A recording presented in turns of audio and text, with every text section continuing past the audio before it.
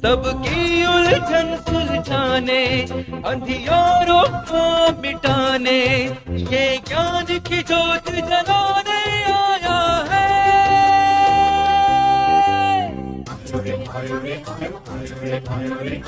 आया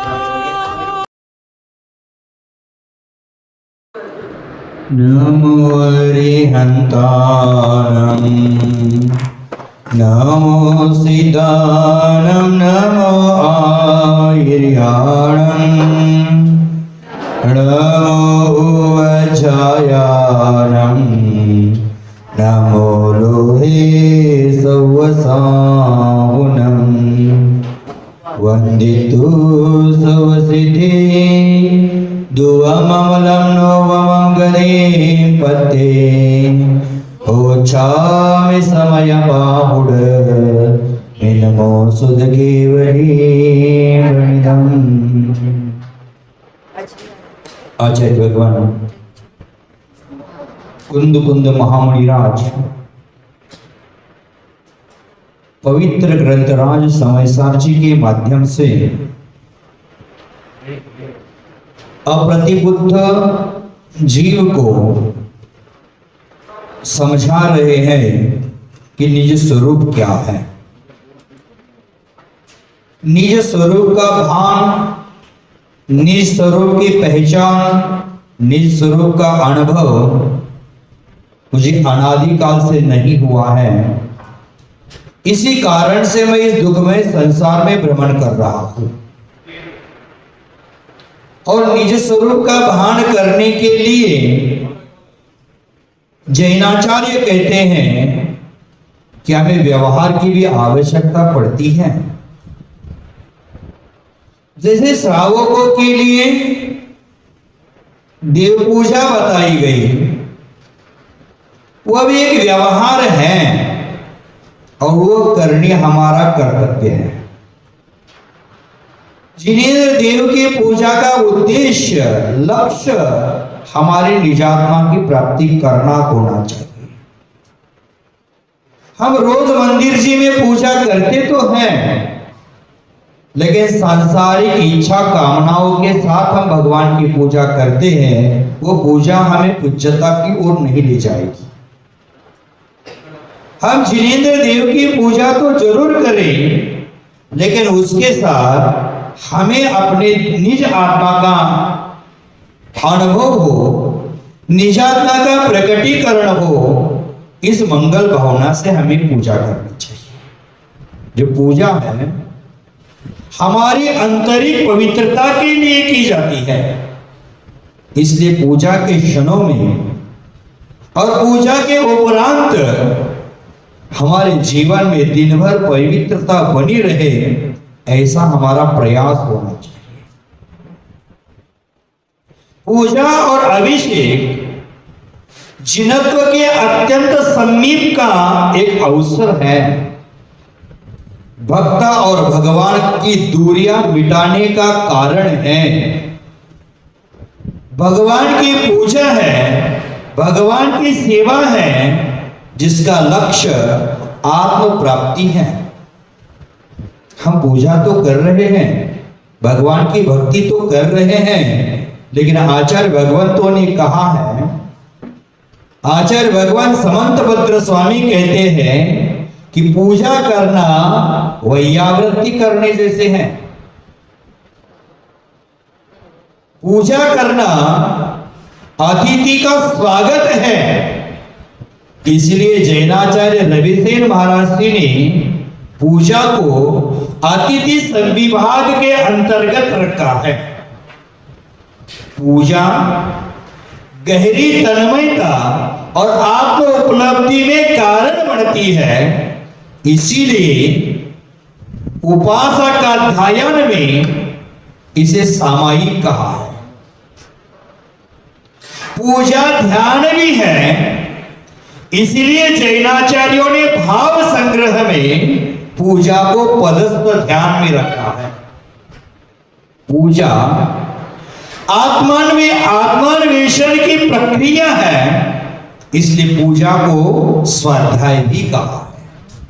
यानी एक पूजा में वैयावृत्ति भी हो जाती है, अतिशय संविभाग भी हो जाता है, तन्मयता से गहराई से आत्मोपलब्धि में कारण बनती है। इसीलिए इस पूजा को सामायिक भी कहा जाता है और यह पूजा भाव संग्रह की अपेक्षा पदस्थ ध्यान भी कहा जाता है।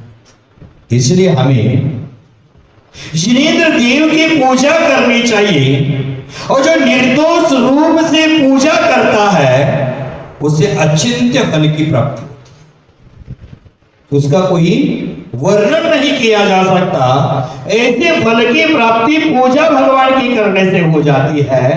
इसलिए आचार्य भगवान समंतभद्र स्वामी जी ने कहा है, देवादिदेव चरणे परिचरणम सर्व दुख निवहनम, काम दोहि काम दाहिनी परिचुन यादाहन तो नित्यम। माने देवादिदेव की पूजा, जिनेंद्र देव के चरणों में बैठकर पूजा करना समस्त दुखों का नाश करने वाली है। जिनेंद्र देव के चरणों में बैठकर की गई पूजा काम के संताप को नष्ट करके हमारी मनोकामना को पूर्ण करने वाली है। इसीलिए हमें नियमित रूप से पूजा करना चाहिए, जिनेंद्र देव की भक्ति करना चाहिए। आचार्य भगवान रयनसार ग्रंथराज में श्रावकों के मुख्य कर्तव्यों की चर्चा करते हुए कहते हैं, दानम पूया शीलम उपवासो सावय धम्मो चहुव्यो। 4 क्रिया श्रावकों की कही। आचार्य भगवान समंतभद्र स्वामी जी ने श्रावकों के लिए 6 क्रिया का वर्णन कर दिया, देव पूजा, गुरुपासी, स्वाध्याय, संयम, तप और दान। किन्हीं आचार्यों ने दान पूजा मुख्य, दान और पूजा को मुख्य किया है और आचार्य भगवान रयनसार ग्रंथराज में कहते हैं, दान, पूजा, शील और उपवास ये श्रावकों का धर्म 4 प्रकार से वर्णित किया गया है। दान, पूजा, शील और उपवास, इसका पालन हमारे जीवन में होना चाहिए। सभी आचार्यों ने पूजा को महत्वपूर्ण स्थान दिया गया है। पूजा को भक्ति कहो, पूजा को भगवान का गुणस्मरण कहो, पूजा को स्तवन कहो, पूजा को भगवान के प्रति हमारा समर्पित भाव कहो, जो भी कहो। लेकिन आचार्य भगवान पद्मानंदी जी कहते हैं, धिक्कार है उन लोगों को जो भक्ति भाव से जिनेंद्र देव के दर्शन नहीं करते हैं, न जिनेंद्र देव की पूजा करते हैं, न जिनेंद्र देव का दर्शन करते हैं, स्तुति करते हैं, उनका जीवन निष्फल है। मनुष्य बनकर भी वह त्रियंच के समान है। हमारे लिए जिनेंद्र देव की पूजा का बहुत महत्वपूर्ण अंग बताया गया है। देव पूजा सम्यक दर्शन के लिए है, क्योंकि अरहंत के स्वरूप को लक्ष्य में लेने पर आत्मा का स्वरूप लक्ष्य में आता है। भगवान जिस प्रकार से भगवान बने हैं उस प्रकार मुझे भी भगवान बनना है। ये लक्ष्य मेरे अंतरंग में जागृत होता है भगवान की पूजा करने से। बंधु, भगवान की पूजा सम्यक दर्शन के लिए कहा है। शास्त्र की पूजा सम्यक ज्ञान के लिए है, क्योंकि आगम के स्वाध्याय से ही सम्यक ज्ञान की प्रतीति होती है, सम्यक ज्ञान की प्राप्ति। मात्र शास्त्र की पूजा मत करने बैठ जाना, उस शास्त्र का अध्ययन करना, शास्त्र ने जो कहा है उसको आचरण में लाने का प्रयास करना, वही हमें सम्यक ज्ञान की प्राप्ति हो सकती है। नहीं तो पढ़ पढ़ के पंडित भाई वो ज्ञान की व्यापार, निज वस्तु की खबर नहीं, सब नकली का श्रृंगार। ऐसा अध्ययन करने से कोई लाभ नहीं होगा। हम रोज मंदिर में ज्यादा कुछ नहीं कर सके तो देव शास्त्र गुरु की पूजा तो जरूर करें। देव शास्त्र गुरु की पूजा है, हमें अत्यंत भक्ति भाव से करना चाहिए। अब कई श्रावकों के मन में सवाल आता है, देव शास्त्र गुरु बोलना उचित है कि देव गुरु शास्त्र बोलना उचित है? अब बताओ कौन सा बोलना उचित है? देव शास्त्र गुरु। अगर गुरु ही नहीं होते तो शास्त्र कहां से? कीर्तनकर की ध्वनि गणधर ने सुनी, उन्हें अंग रचे ज्ञानमयी। मैंने गुरु का स्थान कहां लिया? देव के बाद गुरु को रखा। तीर्थंकर की ध्वनि गणधर ने सुनी, माने गणधर गुरु ने सुनी और पुनः अंगमय इसकी रचना कर दे। देव शास्त्र गुरु बोलना कोई दोषयुक्त नहीं, और देव गुरु शास्त्र बोलना भी कोई दोषयुक्त नहीं है। लेकिन हमारे लिए उचित लगता है देव गुरु शास्त्र बोलना। महावीर भगवान के पास केवल ज्ञान की प्राप्ति हो गई, लेकिन उनकी गुरु की आभा में वाणी नहीं गिरी। विदेश में जाओ, ग्वाल मिलते हैं, गाइड मिलते हैं, लेकिन ग्वाल तक पहुंचाने वाले गुरु वहां नहीं मिलते। इस भारतीय वसुंधरा पर गुरु मिलते हैं और गुरु के माध्यम से हमें शास्त्र का ज्ञान होता है। तो यही शास्त्र का ज्ञान है, वो सम्यक ज्ञान में निमित्त बनता है। इसलिए शास्त्र की पूजा दैनंदिनी में करना, इसका अर्थ है कि दैनंदिनी में स्वाध्याय करना, कि जो कि श्रावकों के षडावश्यक कर्तव्य में लिखा है। गुरु की पूजा करना, गुरु की पूजा सम्यक चारित्र के लिए की जाती है, क्योंकि दिगंबर गुरु चारित्र के प्रतीक हैं। इसी प्रकार देव का अनायतन जिन मंदिर है, जिनेन्द्र देव की प्रतिमाएं जहां विराजमान है, वो जिन चैत्य चैतालय है, जिन धर्म है, जिनागम है। इनकी पूजा हमारे जीवन में अत्यंत आवश्यक है, उनकी भक्ति करना अत्यंत आवश्यक है। जिनेन्द्र देव की भक्ति पूजा स्तुति करते हैं, वे लोक में दर्शनीय, पूजनीय, स्तवनीय हो जाते हैं। आचार्य भगवत समंतभद्र स्वामी पवित्र स्तोत्र राज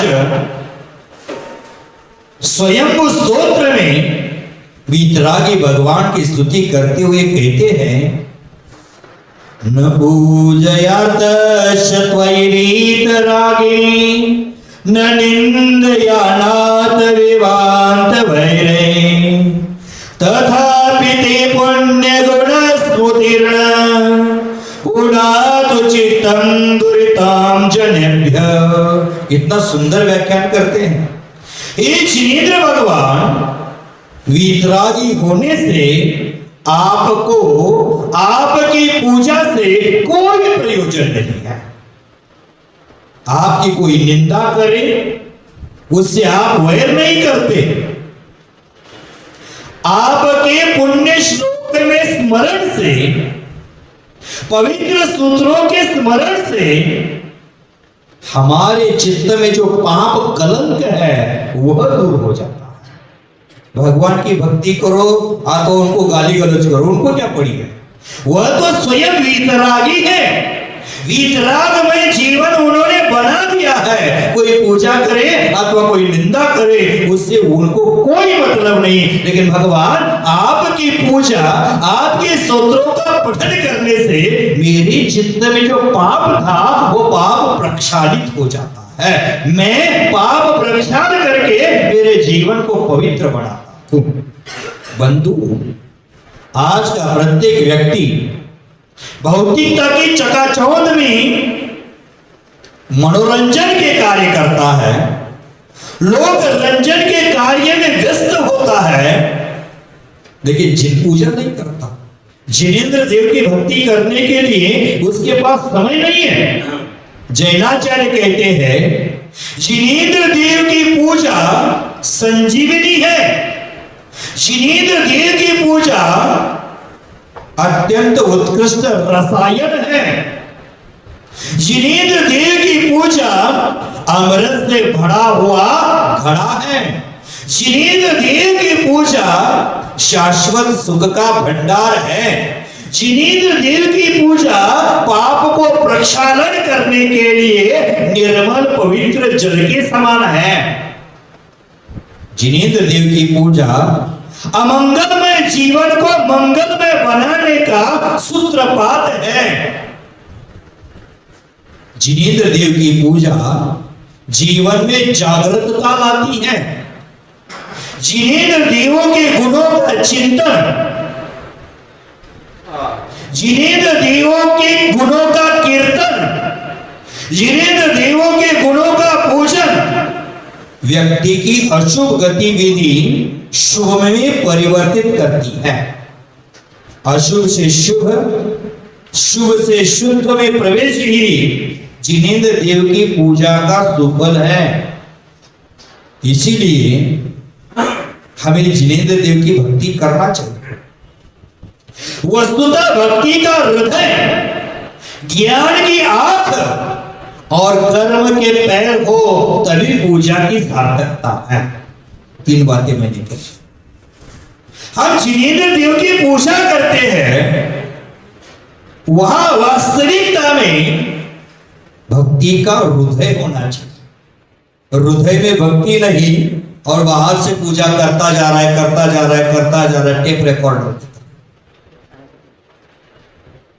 जिनेंद्र देव की भक्ति करते हुए हमारे पास ज्ञान की आंख होना चाहिए और जिनेंद्र देव की पूजा करते समय हमारे पास कर्म के पैर होना चाहिए। अब कर्म माने यहाँ ज्ञानावरणादि कर्म मत लगा देना, रागादि कर्म मत लगा देना, यहाँ शेरादि 9 कर्म मत लगा देना। कर्म होना चाहिए। इसका मतलब हमारे पास पूजा के साथ साथ षडावश्यक कर्म होने चाहिए, उसको भी कर्म कहते हैं। तभी तो हमारी पूजा सार्थक है।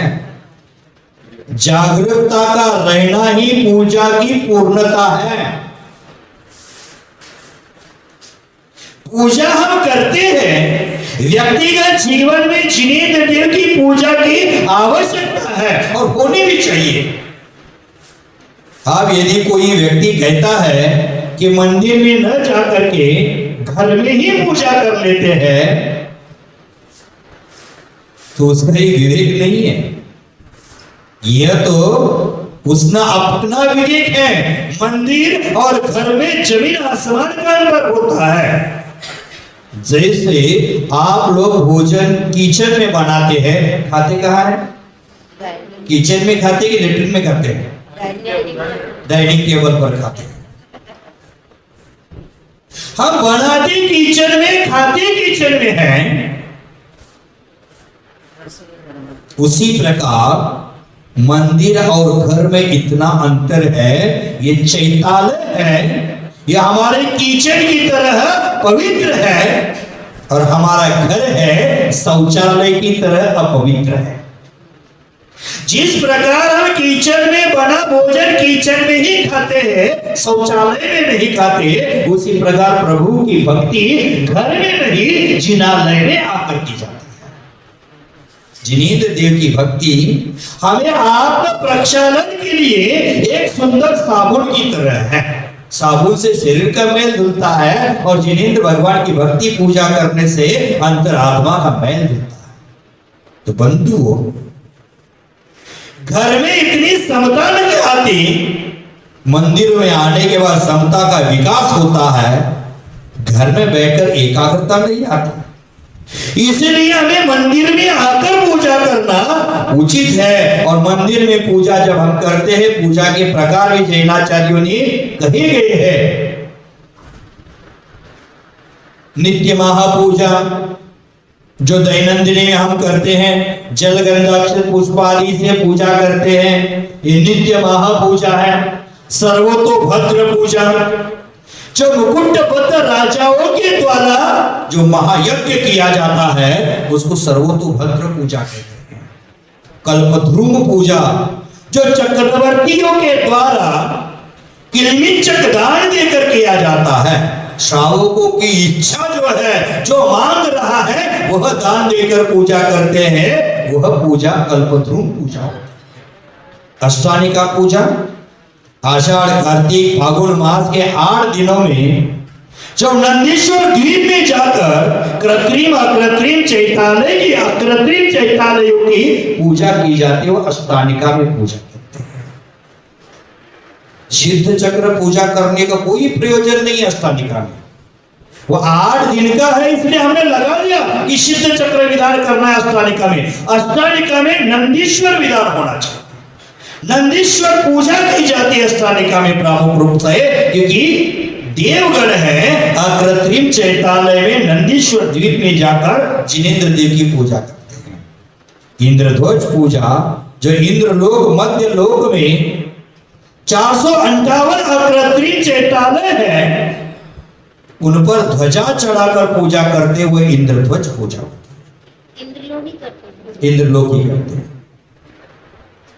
तो ये पूजा है, ऐसा महापुराण ग्रंथराज में आचार्य भगवान जयसेन महाराज ने कहा। निक्षिप्त की अपेक्षा पूजा के 6 भेद हैं, नाम, स्थापना, द्रव्य, क्षेत्र, काल, भाव।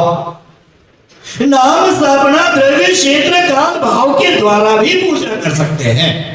और द्रव्य पूजा है जल चंदनादि अरहन, जल चंदनादि के द्वारा अरहंत आदों की पूजा करते वो द्रव्य पूजा है। और द्रव्य पूजा के भी 3 प्रकार है, जैसे परिग्रह के 3 प्रकार की है, सच्चित्त, अचित्त, सचित्त, चित्त। उसी प्रकार द्रव्य पूजा वो भी 3 प्रकार के, सच्चित्त। हम किसको कहते हैं सच्चित्त? हमने मात्र पंतवाद का चश्मा पहना है और पंतवाद का चश्मा पहनकर हम बोलते हैं कि हम सच्चित्त पूजा नहीं करेंगे, शुद्ध तेरा पंथ हमारे से पूजा करेंगे, फल वगैरह नहीं चढ़ाएंगे। इसको सच्चित्त पूजा नहीं। सच्चित्त पूजा उसको कहते हैं प्रत्यक्ष उपस्थित जिनेंद्र भगवान की पूजा। हम कहाँ कर रहे हैं? प्रतिमा की पूजा कर रहे हैं। जो समो शरण में प्रत्यक्ष चेतन में अरहंतों की पूजा चल रही है, तीर्थंकरों की पूजा वहां चलती थी, उसको कहते हैं सच्चित्त पूजा। अथवा आपके चौके में गुरु महाराज आते हैं और गुरुओं की आप पूजा करते हैं, वह हो जाती सच्चित्त पूजा। थोड़ा गहराई से भी चिंतन करना हमें आना चाहिए। यह है सच्चित्त पूजा। अचित्त पूजा उनके जिन भगवान हैं, जिन भगवान आदि के शरीर की और द्रव्य शुद्ध कागज की लिपिबद्ध शास्त्र की पूजा की जाती है, वह अचित्त पूजा है। और मिश्र पूजा, दोनों की पूजा की जाती है, वो मिश्र पूजा, सच्चित्त अचित्त दोनों की पूजा। गुरु की भी पूजा है, शास्त्र की भी पूजा है, अथवा गुरु सहित शास्त्र की पूजा। वहां कहा था चेतन परिग्रह में स्त्री पुत्र कलत्र आदि, अचेतन परिग्रह में अलंकार आभूषण आदि, और मिश्र परिग्रह में अलंकार आभूषण पहने हुए स्त्री पुत्र आदि। यहां कहते हैं मिश्र पूजा में दोनों की पूजा, शास्त्र की और साधु की एक साथ पूजा, क्योंकि शास्त्र पढ़ रहे साधु है तो दोनों की पूजा एक साथ। जो हरिहर भगवान की जैसे मूर्ति की पूजा करते हैं, तो क्या इसको अचित्त पूजा कहा जाए? अचित्त पूजा क्योंकि उसमें अभी प्राण प्रतिष्ठा हो गई है, लेकिन प्रत्यक्ष जो पूजा करे समोशरण में इंद्रादि देवों के द्वारा पूजा, वो कहेगी सच्चित्त पूजा। और हम जो यहाँ कर रहे हैं तीर्थंकर आदि के शरीर की कैसे गुणों का स्मरण चल रहा है? 2 काले, 2 नीले, 2 लाल, 2 स्वर्ण समान, 16 स्वर्ण समान आदि जो वर्णों के माध्यम से यशांत राग रुचि परमाण विश्वम आदि भक्तामर जी में कहते हैं, यह सब पूजा हमारी क्या हो रही है? अचित्त पूजा हो रही है। सॉरी, सचित्त पूजा हो रही है, नहीं अचित्त पूजा हो रही है, अचित्त पूजा हो रही है। तो यहां हमारे लिए ये प्रकार पूजा के कहे हैं, और इस पूजा के अंतर्गत आचार्य भगवंतों ने कहा है अचेतन मूर्ति की पूजा है। बहुत सारे लोगों का विचार होता है अचेतन मूर्तियों की पूजा क्या करना है, इसलिए मूर्तियों की पूजा छोड़ दे। अचेतन द्रव्य से प्रत्यक्ष आपको लाभ दिखता है, होता है कि अचेतन द्रव्य से लाभ, द्रव्य से अचेतन द्रव्य से आपको लाभ होता दिखता है कि नहीं दिखता? हमारा सभी कार्य तो अचेतन द्रव्य के लिए चल रहा है। सोना चांदी पैसा धन दौलत घर गाड़ी वाहन सब तो अचेतन द्रव्य है। फिर भी हम निषेध करने का दुराग्रह करते हैं, ये बहुत बड़ी विचित्र बात है। क्योंकि जिनेंद्र की वाणी की तो पूजा हम कर रहे हैं, वाणी भी तो पुद्गलमयी है, वाणी तो पुद्गलमयी है, अचेतन है, लेकिन वाणी की पूजा करने से भी हमें प्रत्यक्ष लाभ दिख रहा है। ऐसा मत सोचना कि पुद्गल में शरीर की पूजा करने से क्या लाभ होगा, मुझे मूर्ति की पूजा करने से क्या लाभ होगा, ऐसा मिथ्या सोचना छोड़ दो। क्योंकि अचेतन वाणी की पूजा करने से हमें लाभ दिख रहा है। ऐसे सोचा था तो 2000 का नोट भी कागज है, लेकिन उसमें मुहर लगी है तो कागज भी हमारे लिए करेंसी बन जाता है। संसार में कोई भी वस्तु प्राप्त कर लेते हो कागज के टुकड़े से, वो जड़ कागज को लोग बड़ी सावधानी से तिजोरी में, बैंक में अथवा सुरक्षित जगह पर रखते हैं। उसी प्रकार से जड़ पर पत्थर पर जब परमात्मा की मुद्रा अंकित हो गई है, गुरुओं के द्वारा सूर्य मंत्र देकर के उसमें प्राण प्रतिष्ठा की गई है, तो उस पत्थर को पत्थर क्यों मान रहे हो, उस पत्थर को भगवान मानो, उसमें भगवान की पूजा करो और भगवान के गुणों का स्मरण करो। ऐसे आचार्य महाराज कहते, उनकी भक्ति करो, स्तुति करो। तकलाचार्य भगवंतों ने कहा था समय साहब जी ने कि ये गुरुदेव अप्रतिबुद्ध को समझाने का उन्होंने व्यवसाय किया था, और वह व्यवसाय करते हुए क्या कहा था कि शरीर और आत्मा में बहुत भिन्नता है, लेकिन तू ये समझ नहीं पा रहा है क्योंकि तेरी मति को अज्ञान का ग्रहण लगा हुआ है। तू पुद्गल को मेरा मानता है, लेकिन यह ऐसा नहीं कि सर्वज्ञ देव ने देखा है कि जीव उपयोग स्वरूपी है। तो पुद्गल को मेरा मानता है, तेरा कहना मैं तब मान लेता जब पुद्गल जीव में होता, जीव पुद्गल में होता, तब तेरा कहना सही था। ये समझाने के बाद पुनः शिष्य कहता है, हे गुरुदेव आपने तो समझा लिया, शरीर और आत्मा भिन्न है, लेकिन आप ही समझाते हैं कि भगवान की भक्ति ऐसे करो। तो शिष्य सवाल उपस्थित करता है, देख लेना, तद यथा प्रथमतः तावत् आदि यदि जीव शरीरयोः एकत्व न भवति। आपने कहा शरीर भिन्न है, आत्मा भिन्न है, लेकिन मेरा सवाल है कि जीव शरीर एकत्व न भवति, माने दोनों भिन्न है, तदा तीर्थंकर आचार्य स्तुति ही प्रथा भवति इति अप्रतिबुद्ध शिष्य पूर्व पक्षम करोति। शरीर और आत्मा भिन्न है, आपने कहा, मैं कहता हूं शरीर आत्मा में भिन्नता नहीं है। अगर भिन्नता मान लेते हैं तो तीर्थंकर आचार्यों की जो स्तुति करते हैं वह सर्वथा मिथ्या हो जाएगी, सर्वथा व्यर्थ हो जाएगी। क्योंकि तीर्थंकरों की स्तुति करते समय बोलते हैं, आचार्यों ने कहा है कि जो शरीर पर भगवान के कांति है, उन कांतियों के द्वारा मानो 10 दिशाओं को स्नपन करा रहे हैं। भगवान के शरीर की कांति मानो 10 दिशाओं को स्नपन करा रही है। स्नपन का मात्र नहिला रही है। जो अपने तेज के द्वारा उत्कंठ तेजस्वी सूर्य आदि के भी तेज को रोक देती है।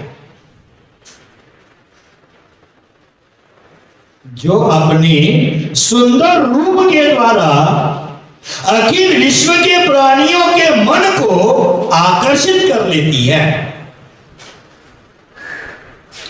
भगवान की पूजा, भगवान की जो दिव्य ध्वनि है, उस दिव्य ध्वनि के द्वारा कानों में साक्षात अमृत की वर्षा हो जाती है,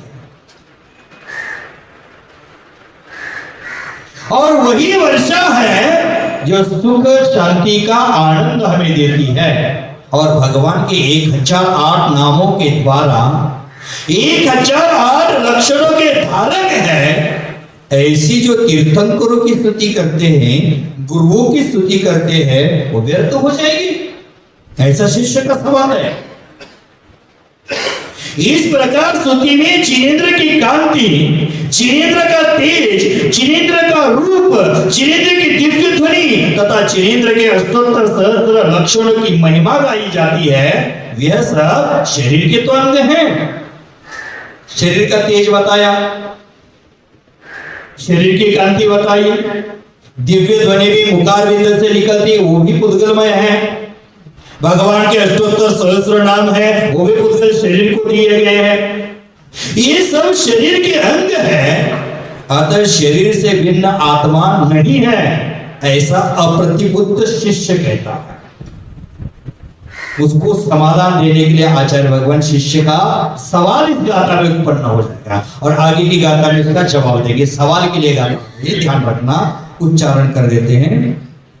जदि जदि जीवो जीवो न शरीरम न शरीरम न शरीरम। अब यहाँ शरीरम मत बोल देना, प्राकृत में स होता है, श नहीं होता। जदि जीवो न शरीरम, जदि जीवो न शरीरम, कित्तय कित्तय कित्तय राय राय रिय रिय संतुदी संतुदी संतुदी चेव चेव तित्तय राय रिये संतुति चेव तित्तय राय रिये संतुति चेव जदि जीवो न शरीरं तित्तय राय रिये संतुति चेव सव्वावी सव्वावी हवधि हवधि मिच्छा मिच्छा मिच्छा तेन तेन दु दु आदा, कहा गई आदा आदा अवधि अवधि देहो देहो देहो सव्वावि अवधि मिच्छा तेन दो आदा अवधि देहो।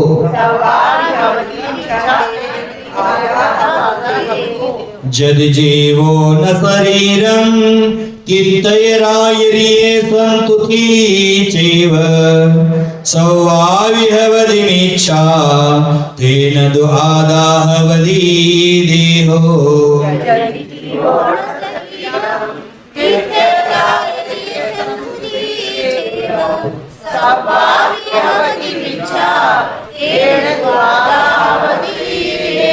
जी देखो क्या कहते हैं, यदि जीवो न शरीरम, यदि जीव और शरीर है तो वो एक रूप नहीं है।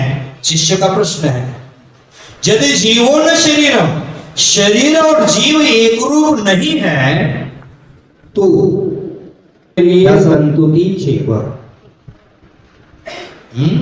अगर जीव और शरीर एक रूप नहीं है तो भक्तों के द्वारा तीर्थयर माने तीर्थंकर, आयर्य माने आचार्य, संतुति चेव माने तीर्थंकर आचार्यों की जो स्तुति की जाती है वो क्या हो जाएगी?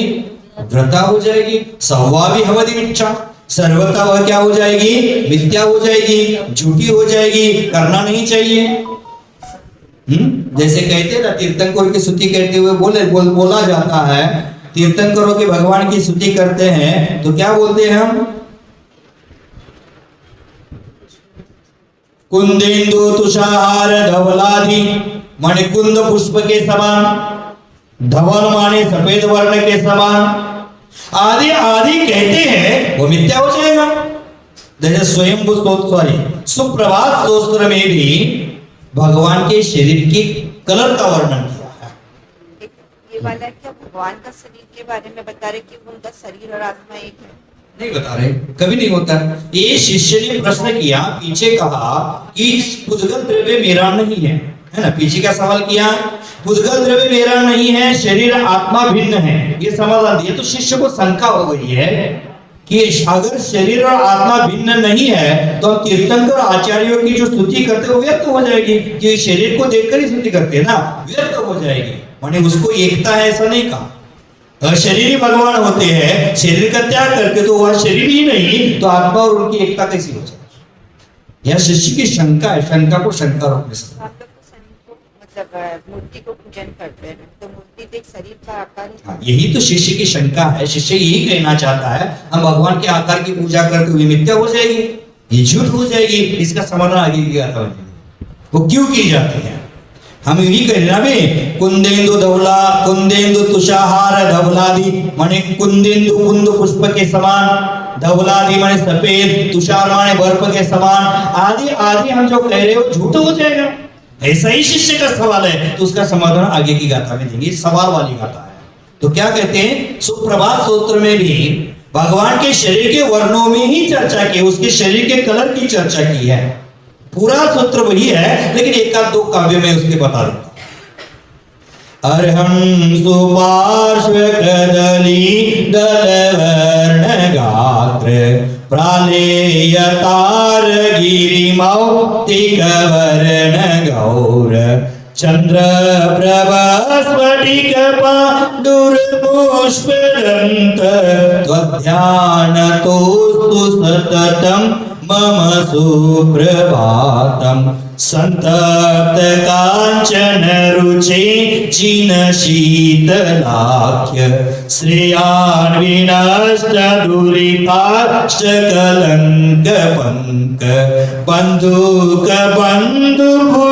बंधुर बंधुरद्रि जिनवास पूछ त्वध्यान तो सुततम मम सुप्रभात। वर्ण का ही चर्चा है इसमें। क्या कहा, अर्हण सुपार्श्व कदली दल वर्ण गात्र। कदली का अर्थ होता है केला, केला का वृक्ष। हे भगवान सुपार्श्वनाथ स्वामी, आपके शरीर का वर्ण केले के वृक्ष के समान हरा है। कदली दल वर्ण गात्र चंद्र प्रभ स्फटिक पांडुर। चंद्र प्रभ का वर्ण कैसे है, सफेद वर्ण का। चंद्र प्रभ टोक की लीला अचिंत्य है, महिमा अचिंत्य है। क्या कहा, सुपार्श्वनाथ की भगवान की, अर्हं सुपार्श्व कदली दल वर्ण गात्र प्रालेयतार गिरिमौक्तिक वर्ण गौर। प्रालेयतार गिरिमौक्तिकम वर्ण गौर वर्ण। चंद्र प्रभ का वर्ण कैसे, चंद्र प्रभ चंद्रमरीचि गौरम चंद्र द्वितीयम जगदीव कांत्यम। सुप्रभात, सॉरी स्वयं स्तोत्र में कहते हैं। यहां तो भगवान के वर्णों का ही वर्णन है। तो ध्यान तोस्तु सततम मम सुप्रभातम। आपके ध्यान में स्थित होकर ही मेरी सुप्रभात हो। बंदूक बंधु रुचि जिन वासपुच्छ। भगवान वासपुच्छ का वर्ण कैसे, बंदूक पुष्प के समान लाल है। बंदूक नाम का पुष्प होता है। बंदूक माने गोलियां मत जानना, कितनी गोलियां हैं ये मत बोलना। बंदूक नाम का पुष्प लाल वर्ण का होता है, उसी प्रकार वासुपुच्छ भगवान का वर्ण लाल। ये वर्णों की ही तो स्तुति की है। तो यह राय संतुति सेवा सवाल हवदिच्छा, ये सर्वथा मिथ्या हो जाएगी। तेन दो आधा हवदि देहो, इसलिए तो कहो आत्मा ही देह है। ऐसा कौन कर रहा है, शिष्य कह रहा है। लेकिन आत्मा देह नहीं होती और देह आत्मा नहीं होती। समझ गए सूत्र का अर्थ। शिष्य ने क्या सवाल किया है, पीछे की गाथा को पकड़कर आप कह रहे हैं कि आत्मा और शरीर भिन्न भिन्न है। यदि जीवो न शरीरम, अगर जीव शरीर नहीं है तो तीर्थ राय संतुति जीव। तीर्थंकर आचार्य की जो स्तुति करते हैं, आचार्य कैसे होना चाहिए, आचार्य कौन बन सकता है। शिक्षा दीक्षा तो ठीक है, आचार्य का व्याख्यान आपने कर दिया, लेकिन आचार्य भक्ति में कहते हैं आचार्य कौन हो सकता है, देश कुल जाय शुद्धा। सबसे पहले आचार्य वही होता है, देश शुद्ध, जाति शुद्ध, कुल शुद्ध। देश कुल जाय शुद्धा, और देश जाति कुल से जो शुद्ध है वही आचार्य होता है। माने क्षेत्र, जिस क्षेत्र में पैदा हुआ है क्षेत्र भी शुद्ध होना चाहिए। मिलेंज खंड में पैदा हुआ है, कैसे आचार्य बनेगा? आर्य खंडी वर्ती आचार्य बनते हैं ना। तो देश कुल जाति शुद्ध, देश शुद्ध जाति शुद्ध। देखो आज वर्तमान में हम शांति सागर जी की गौरव गाथा गाते हैं, शांति सागर जी की गौरव गाथा गाते हैं। हम बार बार कहते हैं जीवन में शांति जैसी चीज नहीं, जीवन में शांति जैसी चीज नहीं, और आचार्यों में शांति सागर जैसे कोई आचार्य नहीं। ऐसे महान आचार्य शांति सागर महाराज, उनकी जाति भी शुद्ध, उनका कुल भी शुद्ध। जाति शुद्ध, जाति किसको कहते हैं? माँ की परंपरा, मामा घर मामा बाड़ी। शांति सागर जी की जीवनी पढ़ लो, उनके मामा बाड़ी में भी शुद्धता थी। माने कहीं पुनर्जाति विवाह नहीं, अंतर जाति विवाह नहीं, और विधवा विवाह नहीं। और कुल में भी माने पिता की परंपरा में भी न जाति माने अंतर जाति, न विजाति, न विधवा विवाह, कोई नहीं था। माने वह जाति कुल से शुद्ध थे। ऐसी आचार्य अपनी जाति छोड़कर अन्य जाति में अंतर अपने में पूर्व जमाने में ऐसे मानते थे। मानो आपका गोत्र खंडिल वाला है तो कास्टीवाल गोत्र है, उसमें नहीं करते थे। पहले अपने अपनी जाति में, जैन में भी जो अनेक जातियां है उसमें भी नहीं करते थे। क्या खंडेलवाल में ये तो वो बहन का रिश्ता जोड़कर नहीं करते, वो बात वो बहन का जोड़ा लगाकर नहीं करेंगे कि हमारे एक ही परिवार के हैं, इसी अपेक्षा से नहीं करेंगे। लेकिन पूर्व एक जमाना था, जैसे महाराष्ट्र में चतुर्थ जैन और पंचम जैन चलते। पूर्व में चतुर्थ जैन और पंचम जैन एक दूसरे से शादी नहीं करते, जैन ही दोनों भी, लेकिन वहां उच्च नीच का प्रकरण मानकर नहीं करते थे। जैसे दिगंबर जैन श्वेतांबर जैन से नहीं करेगा, श्वेतांबर जैन दिगंबर जैन से नहीं करेगा, इसको कहते हैं। हाँ, और वो अंतर जाति बने नितर कास्ट से, बंगाली आदि आदि से, है ना। तो ये होता नहीं है, वही शुद्ध और जाति कुल से शुद्ध है वही आचार्य। तो यहाँ तीर्थराय रे संतु देव तीर्थंकर आचार्यों की जो हम स्तुति कर रहे हैं, स्वाभाविक हमें मिथ्या सर्वथा मिथ्या हो जाएगी। तीन दू आधा हवधि देहो, इसलिए तो कहो आत्मा देह है, शरीर है आत्मा, और देह में एक रूपता है कहो। तो आचार्य भगवान टीका में क्या कहते हैं देख लेना। यदि जीवो न शरीरम, अब देखो शिष्य को प्यार से समझा रहे थे आज तक आचार्य महाराज ही भव्यात्मन, वो समझ नहीं पाया था। तो कल क्या कहा था? अरे दूरात्मन, थोड़ा डांटा था, आज शिष्य भी नम्र हो गया, हे भगवान, है ना। अब नम्रता आ गई, इसके बाद उसको डांट कर फटकार कर बोला तो क्या बोलता है? हे भगवान, आचार्य भगवान। आचार्य को भगवान बोल सकते नहीं बोल सकते? हाँ बोल सकते, कोई बात नहीं। हे भगवान क्या कहते हैं? जे भगवान यदि जीवा शरीर न भवति, हे भगवान अगर जीव शरीर एक नहीं है तो तीर्थराय संतुति चेव तर्हि द्वय कुंदेन्दु तुषाहार धवलादि इत्यादि तीर्थंकर स्तुति देश कुल जाई शुद्धा इत्या इति आचार्य स्तुति च। क्या कहा? तरही, आप कहते कि देह और आत्मा एक नहीं है। तरही द्वय कुंदेन्दु माने दो कुंद पुष्प के समान, द्वय तुषाहार धवलादि आदि जो स्तुति हम करते हैं वो क्या हो जाएगी? अर्हण सुपार्श गदरी दल वर्ण गात्र प्रालय यथारगिरि मौक्तिक वर्ण गौर चंद्र प्रभ चंद्रम स्फटिक गौरव, ये सब झूठा हो जाएगा। अथवा संतप्त कांचन रुचे जिन शीतलाक्य श्रेयान विनष्ट दुरितास्त कलंक पंक बंदूक बंधु रुचे जिन वास पूज्य, व्यर्थ हो जाएगा। क्यों बोल रहे हैं? ये बोलना ही नहीं चाहिए। तो कहते हैं द्वय कुंदिन्दु तुषाहार धवलादि आदि जो बोलते हैं ना वो व्यर्थ हो जाएगा। तीर्थंकर स्तुति और देश कुल जाई शुद्ध इत्यादि आचार्य स्तुति, माने देश शुद्ध, जाति शुद्ध, कुल शुद्ध, आचार्यों के गुणों के बारे में चर्चा करते हो, क्या हो जाएगा? 36 गुण सम्मज्ञ, पंच आचार बंदे आदि जो बोलते हैं झूठा हो जाएगा। शुद्ध जलि पारकेभ्य स्वपरमत विभावना पटुमतिभ्य स्वचरित नित्यभ्यो नमो गुरुभ्यो गुरु गुरुभ्य, ये सब झूठा हो जाएगा।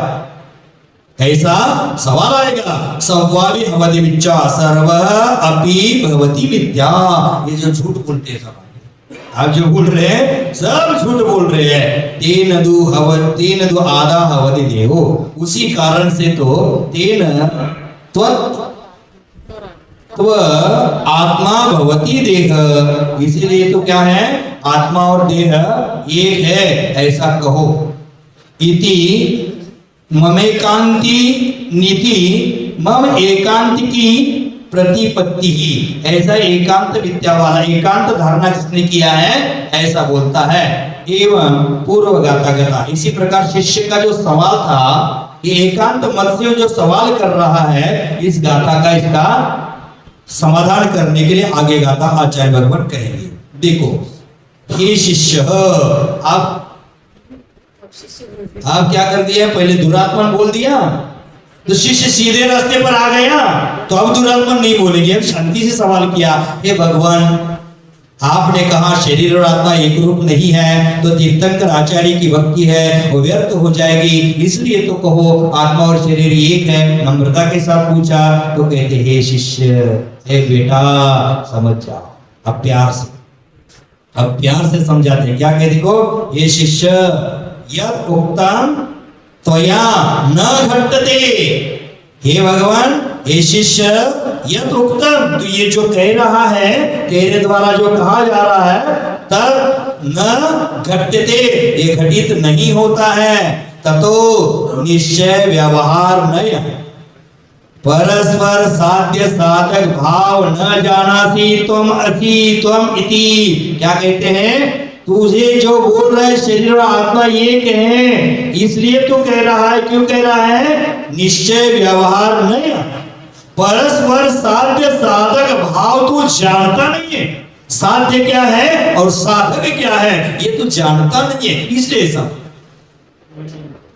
समझ गए?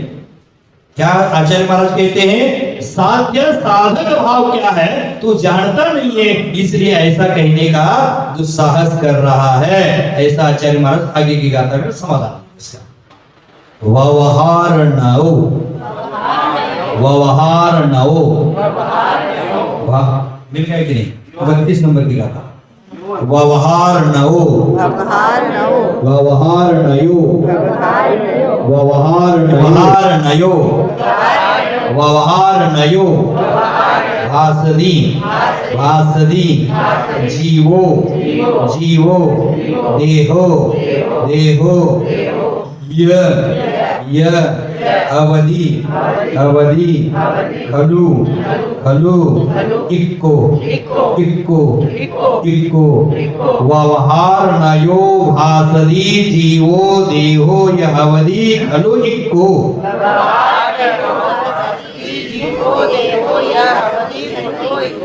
नदु, नदु, निश्चयस्य, निश्चयस्य, जीवो, जीवो, देहो, देहो, न य कदावि, कदावि, इकट्ठो, इकट्ठो, इकट्ठो, इकट्ठो, नदु निश्चयस्य जीवो देहो य कदावि इकट्ठो।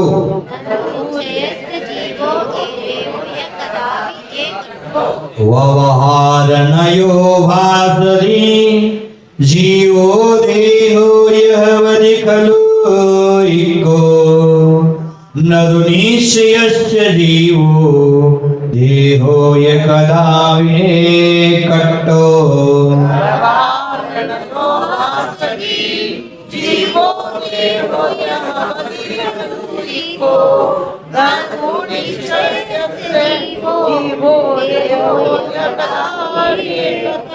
देखो आप बोलते ना बहन, गलत बोलती है।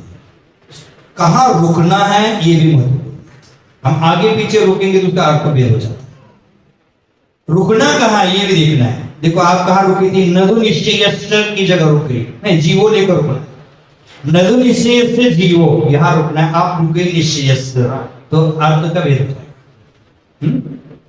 फिर से व्यवहार नयो भासदी जीवो देहो यतो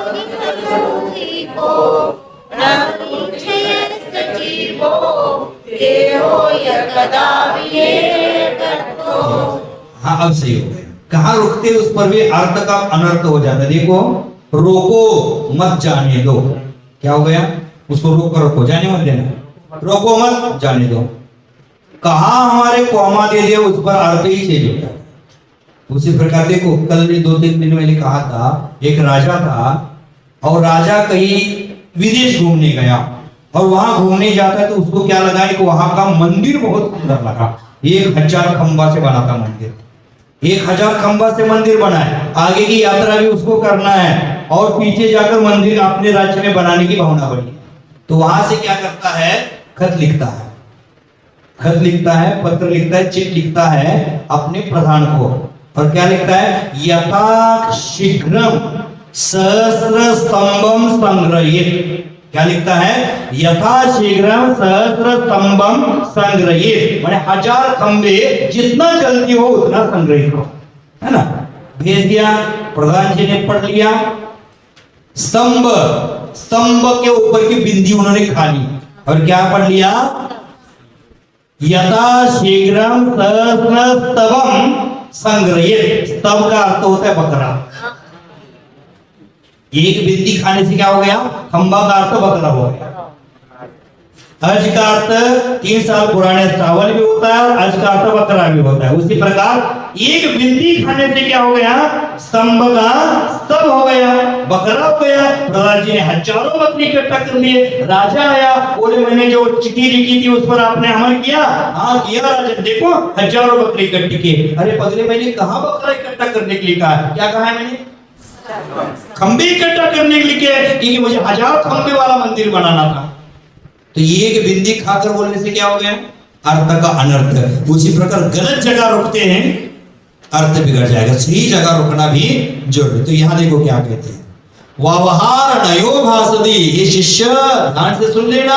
तो क्यों नहीं जान रहा है, साध्य साधक भाव तो नहीं जान रहा, इसलिए कहते व्यवहार नयो भासदी।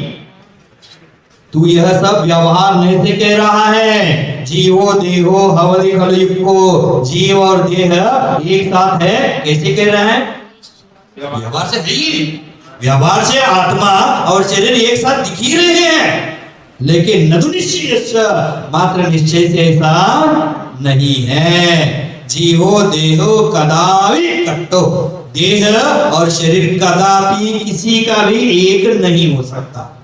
समझना है क्या आपका, जीव और शरीर चाहे भगवान हो उसका भी एक नहीं हो सकता। हम आप हैं, हमारा भी देह और शरीर कभी एक साथ नहीं हो सकता, भिन्न भिन्न। लेकिन तू व्यवहार से कहता है, व्यवहार का कहना ठीक है, लेकिन निश्चय से जीव और शरीर कभी एक नहीं होता।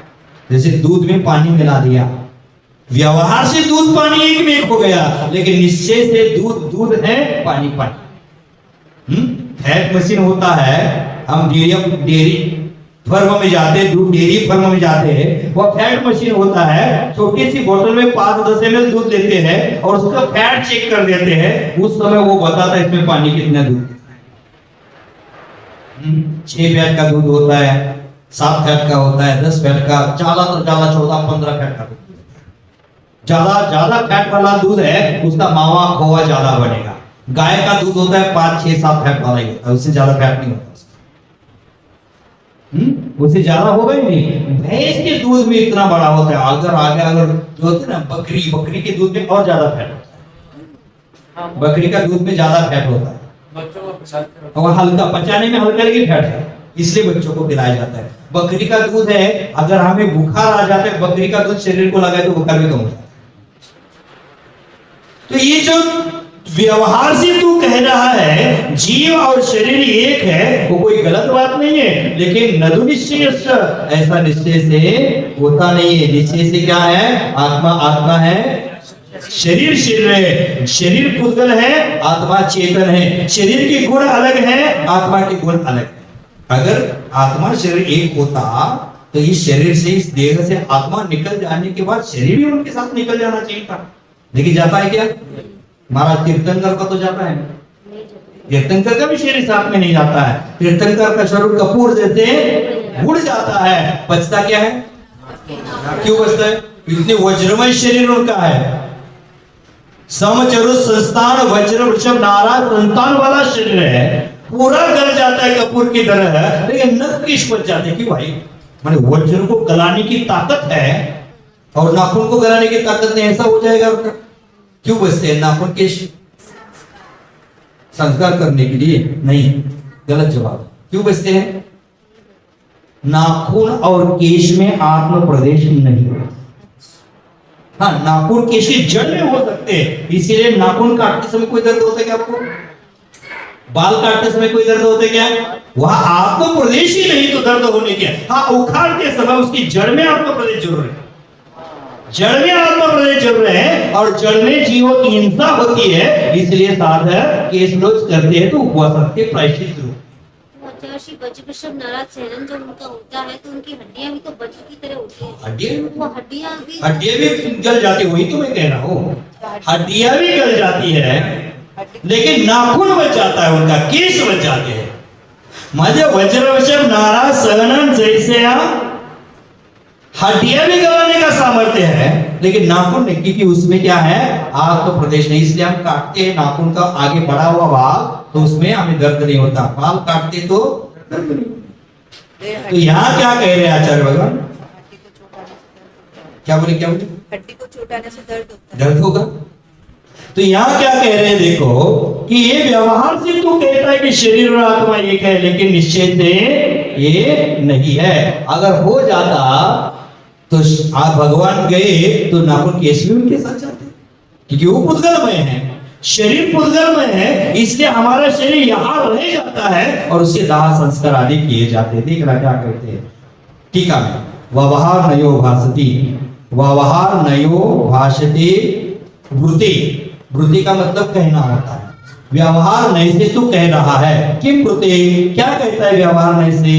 जीवो देवो ये हवति खलु इक्को, जीवो देहस्य भवति खलु एकः, खलु एकः। माने व्यवहार नय से तू क्या कहता है?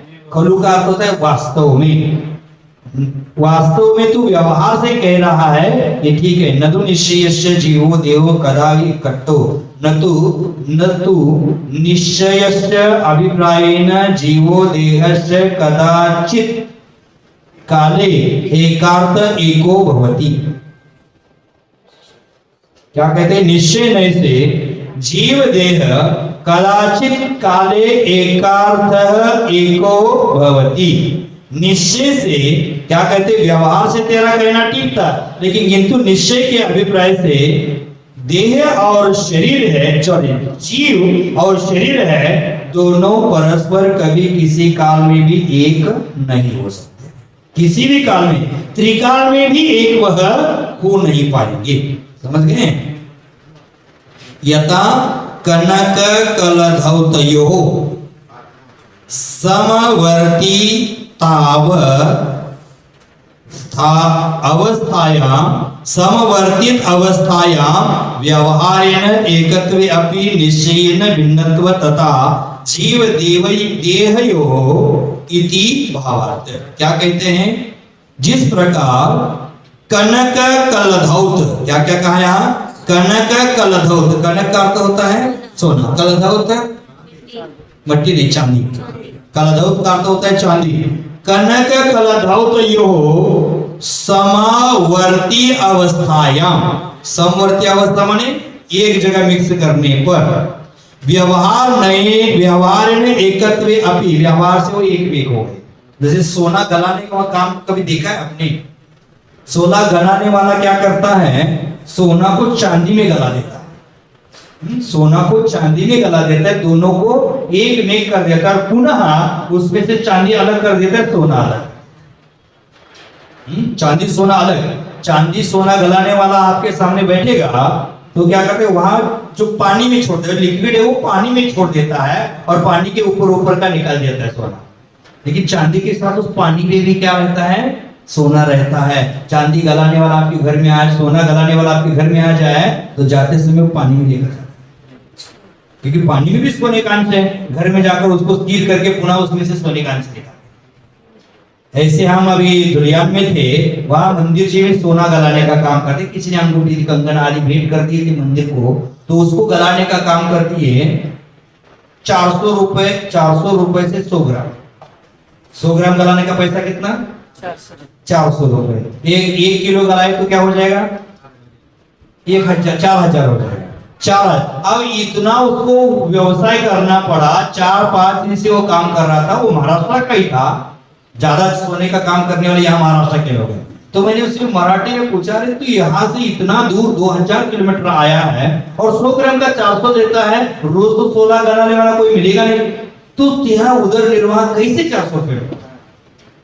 तो वो बोला कि महाराज श्री कि ये जो पानी में हमने डाला है उसमें भी कुछ सोने का अंश है, हम लेकर जाते हैं, उसमें से आधा 1 ग्राम निकाल देते हैं। तो आधा ग्राम निकाल दिया तो कितना हो गया, 2500-3000 हो गया उसको। जो चिमटी है प्लस वगैरह है, वो चिमटी उठाने वगैरह उसको घोलने के लिए काम में लाते हैं, उसके नोक पर कुछ छुपा हुआ है वो जाकर घर में निकालते हैं। और जहां काम किया है वहां का कचरा भी उठाकर ले जाता है। सोनार के दुकान का कचरा भी बिकता है, तो सोने का कचरा है उसमें भी कुछ सोने का अंश है, उसमें से थोड़ा निकाल लेता हूं। और मेरा जो कपड़ा है उसमें भी उड़ता है, काम करते समय उड़ेगा तो, जैसे तेल में पूरी तलते समय उसमें पानी का अंश तो उड़ता है ना, उसी प्रकार मेरे कपड़े पर उड़ता है, उसमें से मैं निकालता हूं। उन्हें सोनार के पुराने कपड़े भी बिकते। और मैं क्या करता हूँ, बीच बीच में ये चिमटी सोने के लिक्विड में डाली, उसको पोंछने के लिए मैं कपड़े का यूज करता हूँ, कपड़े को पोंछता हूँ। पोंछना जरूरी नहीं है, लेकिन क्यों पोंछ रहा है, उस कपड़े में सोना आ जाए। और माने मैं 1 किलो सोना जब गलाता हो तो 2-4 ग्राम सोना मैं ऐसे ही निकाल देता हूँ। अब 2-4 ग्राम का 10-15 हजार हो गए, 10-15 हजार हो गया, और ऊपर से 4-5 हजार हो गया। और 1 किलो गलाया तो मुझे 20-25 रुपए मिल गए। हमें ये जानकारी नहीं होती है कि वो क्या, और वो क्या है, सोना उसको जलाने के बाद काला मट्टी की तरह दिखता है।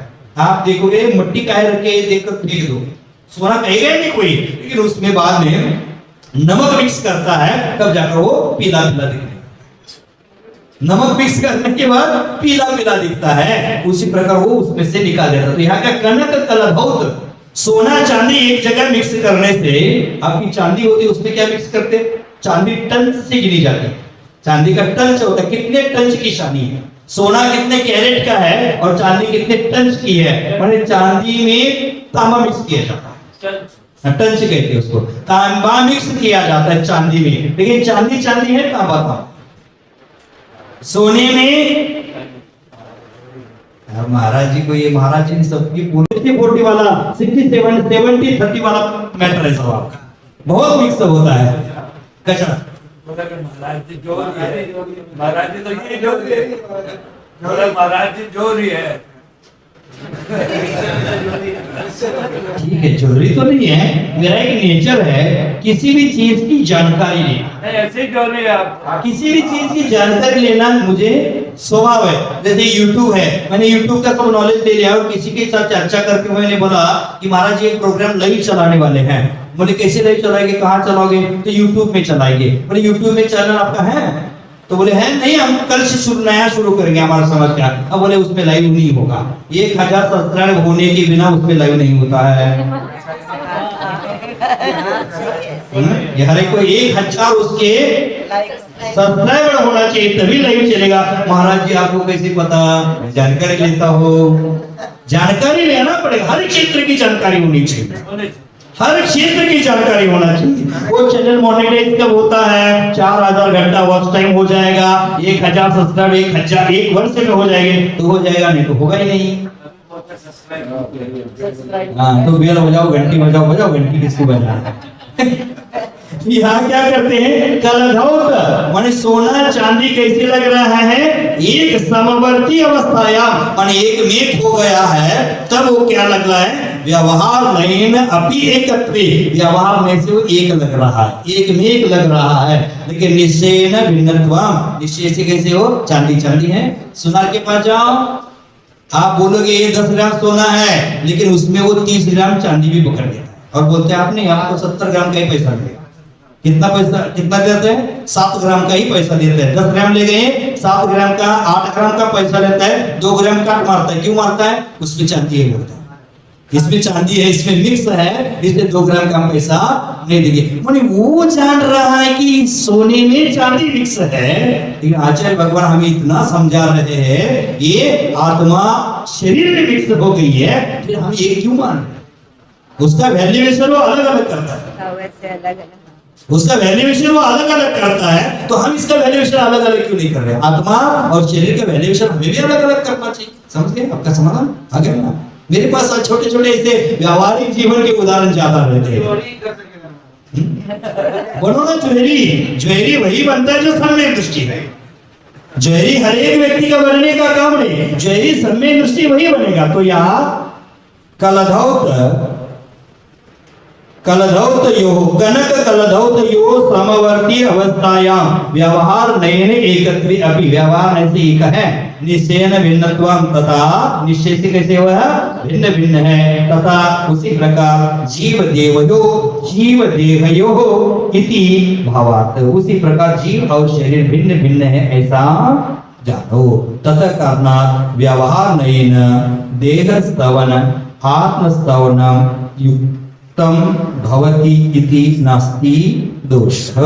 उसी प्रकार या व्यवहार से देह का स्तवन, 2 काले 2 नीले 2 हरे 16 स्वर्ण समान 2 सफेद, ये व्यवहार से बोलना झूठ नहीं है, इसमें कोई दोष नहीं है। लेकिन जो निश्चय से बोलेगा तो क्या हो जाएगा, वह झूठ हो जाएगा। क्या कहा, देह स्तवनेन आत्म स्तवन युक्तम, यहाँ क्या, शरीर का स्तवन करने से आत्मा का स्तवन हो गया, ये ठीक ही है, यहाँ झूठ नहीं। कैसे, व्यवहार नहीं ना, व्यवहार नहीं से कहना उचित है, लेकिन निश्चय नहीं से, व्यवहार नहीं से कहना युक्त है, नास्ति दोष, उसमें कौन सा दोष नहीं है।